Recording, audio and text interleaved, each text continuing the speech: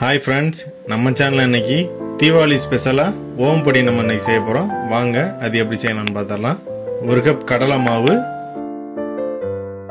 1/4 cup பச்சரிசி மாவு 2 சிட்டிகை பெருங்காயம் தேவையான அளவு உப்பு மஞ்சள்தூள் 1/4 ஸ்பூன்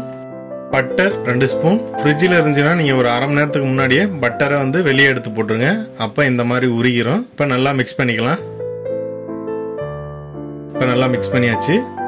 ஓமம் ஒரு 10 நிமிஷத்துக்கு முன்னாடி ஊற வச்சு வடிகட்டி வச்சிருக்கோம் அந்த தண்ணியை அதல சேர்த்துக்கலாம்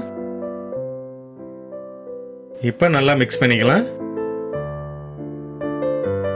கொஞ்சம் கொஞ்சமா தண்ணி ஊத்தி மாவை நல்லா பிசைஞ்சிக்கலாம்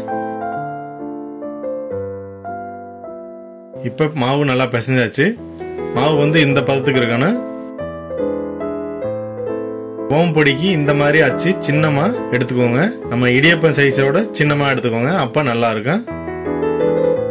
எண்ணெய் தடவிக்கலாம் அப்ப ஒட்டாம வரும் மாவு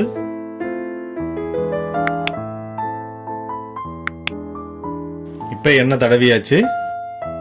இந்த மாதிரி கொஞ்சமா மாவு எடுத்து அச்சுக்குள்ள வச்சிரலாம் நம்ம ஒரு பிளேட்ல புளிஞ்சு பாத்திரலாம் இப்ப செம்மையா சூப்பரா வந்திருக்கு நம்ம மாவு வந்து கரெக்டான பதத்துல தான் பிசைஞ்சிருக்கோம் நம்ம இப்ப எண்ணெயில புளிஞ்சிர வேண்டியதான் அடுப்பு வந்து ஹைல வச்சுக்கோங்க நம்ம புளியும் போது சிம்ல வச்சுக்கிட்டு புளிங்க அப்ப கரெக்டா இருக்கும் இப்போ புளிஞ்சாச்சு இது ஒரு 2 நிமிஷம் இப்படியே இருக்கட்டும் அடுப்பு வந்து ரொம்ப லோ ஃப்ளேம்லயே வச்சுக்கோங்க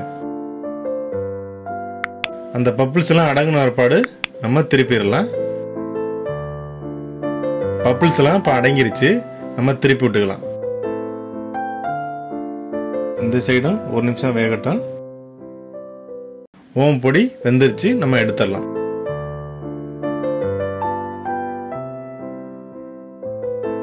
எப்படி வந்திருக்கு பாருங்க சூப்பரா நல்லா வந்திருக்கு